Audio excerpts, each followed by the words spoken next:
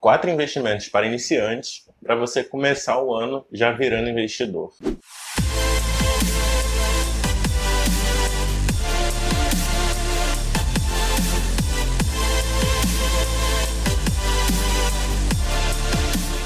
Todo investidor, quando começa, normalmente começa com muito medo, com muita cautela e às vezes até com pouco conhecimento. É por isso que eu trouxe aqui 4 investimentos para te ajudar a começar a sua caminhada como investidor e também, é claro, te ajudar a alcançar sua independência financeira. Para isso, então, eu gostaria de pedir para vocês me ajudarem deixando o like nesse vídeo e também se inscrevendo no canal para que mais pessoas tenham acesso a uma forma fácil de começar a investir. A gente bota tanto tabu para começar a fazer algo, principalmente quando a gente não conhece, e às vezes a gente tem acesso à informação. A gente só não quer ter o trabalho de assistir, de aprender, de conhecer e de, claro, praticar. A primeira coisa, então, é você precisa entender o seu perfil de investidor. O que seria o perfil de investidor? O perfil de investidor pode ser considerado conservador, moderado ou arrojado.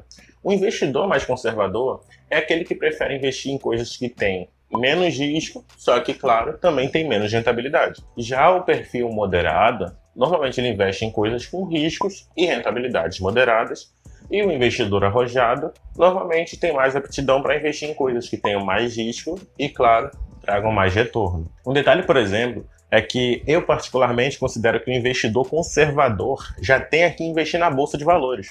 Muita gente acha que o investidor conservador precisa ficar apenas na renda fixa, sendo que normalmente o que pode potencializar o capital de investidor é investir na bolsa de valores. É claro que proporcionalmente o investidor conservador vai investir pouco na bolsa, o investidor arrojado vai investir muito mais em porcentagem de patrimônio. Mas ainda assim é importante que todo tipo de investidor se exponha ao capital, se exponha a negócios. Então vamos lá, quais são as opções de investimentos que para você que está começando pode iniciar? A primeira opção são os CDBs. O que são os CDBs? São certificados de depósitos bancários, ou seja, se assemelhando à poupança, quando você bota seu dinheiro no banco, no caso numa conta de poupança, esse dinheiro fica ali emprestado para o banco, emprestar para outras pessoas. E os juros que o banco ganha, ele te repassa uma parte para você receber. O CDB não é tão diferente disso. Eu não vou falar muito sobre os ativos em si, porque daria um vídeo muito grande. Mas se você tiver interesse que eu fale exatamente sobre cada ativo que eu vou falar nesse vídeo, escreva aqui embaixo, comente aqui embaixo, que aí eu posso também explicar exatamente o que é CDB e o que são os outros ativos que eu vou falar logo abaixo. O que eu acho interessante nos CDBs é que eles têm uma variedade de ativos. Os CDBs têm um monte de ativo para você investir dependendo da corretora. Eu, por exemplo, tenho CDB na XP, que é do Banco BMG, e ele está me pagando 9,6% ao ano de rentabilidade, o que é considerado uma rentabilidade altíssima na renda fixa. O que é interessante no CDB para quem está começando é que eles têm a segurança do FGC, que é o Fundo Garantidor de Crédito.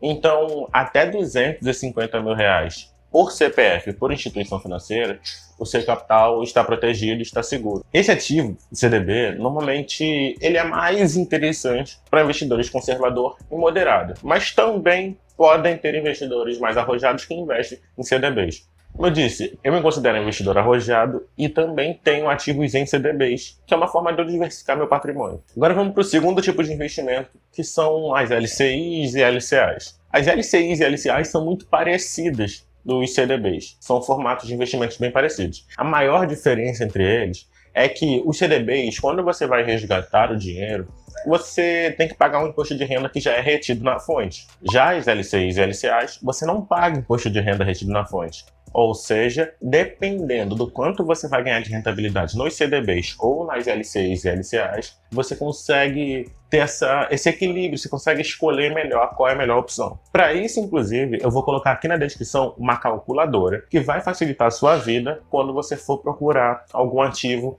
e achar CDBs e LCIs com rentabilidades e não souber qual vai render mais. Dando um exemplo mais claro, você pode entrar numa corretora e achar um CDB de 7% ao ano, que pague 7% ao ano, só que você vai pagar imposto de renda. E você pode achar uma LCI e LCA que pague 4,5% ao ano, por exemplo. Qual rende mais? Nessa calculadora eles vão te avisar qual que vai ter mais rentabilidade num certo prazo e vai te ajudar a tomar uma decisão melhor.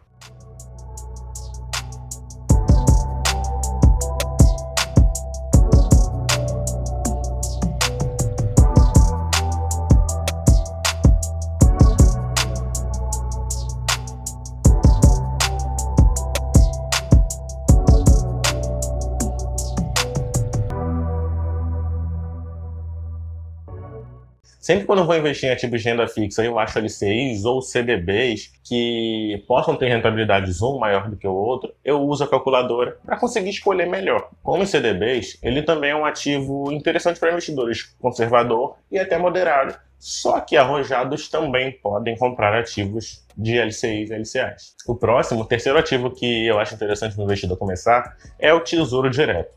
O Tesouro Direto ele tem para todos os gostos. Pessoas que querem investir para o curto, médio e também para o longo prazo. É claro que para você investir no Tesouro Direto, é interessante você saber o prazo que você quer deixar o seu dinheiro. Lá você tem a opção de investir, por exemplo, no Tesouro Selic, no Tesouro Pré-fixado, no Tesouro IPCA. E são rentabilidades diferentes, com prazos diferentes, com situações diferentes. Então é bom você entender mais ou menos o seu prazo, como funcionam esses títulos, para você comprar um que tenha mais a ver com aquela situação, com o motivo de você estar comprando aquele ativo. Por exemplo, se você quer formar sua reserva de emergência e quer botar no Tesouro Direto, você tem a opção de comprar títulos do Tesouro Selic para deixar o seu dinheiro lá. Você pode resgatar a qualquer momento. A segurança do Tesouro Selic, muitos dizem que ele é um dos ativos mais seguros do país, e essa segurança está atrelada justamente ao fato, o credor do Tesouro Direto ser o governo. E o governo, normalmente, ele tem que manter a credibilidade dele pagando as coisas em dia. O Tesouro Direto, para quem não sabe, são títulos de dívida pública que o governo emite para a gente emprestar para ele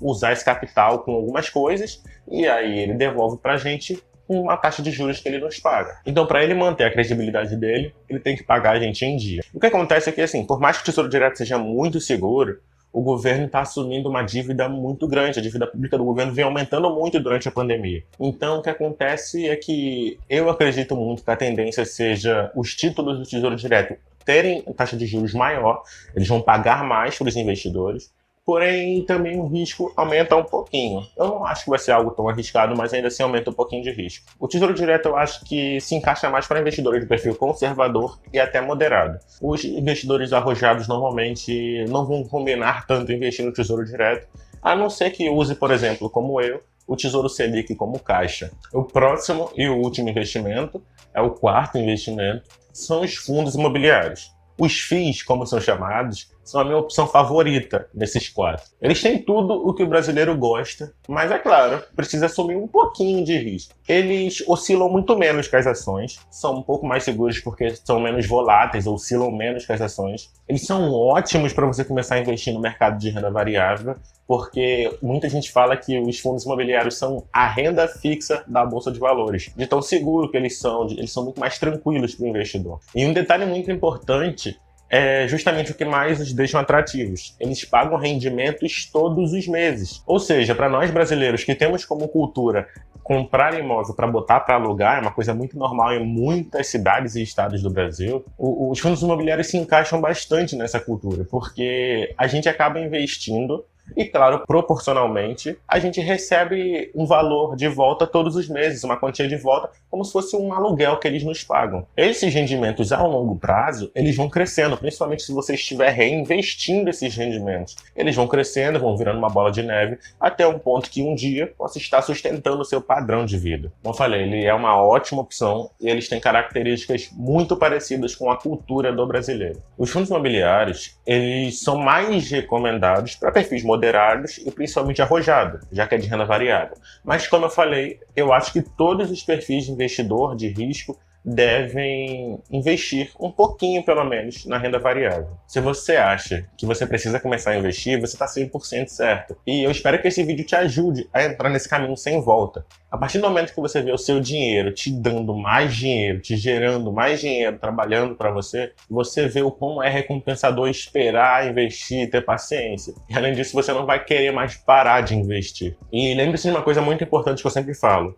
Paciência, disciplina e consistência vão te manter tendo ótimos resultados no longo prazo. Até o próximo vídeo.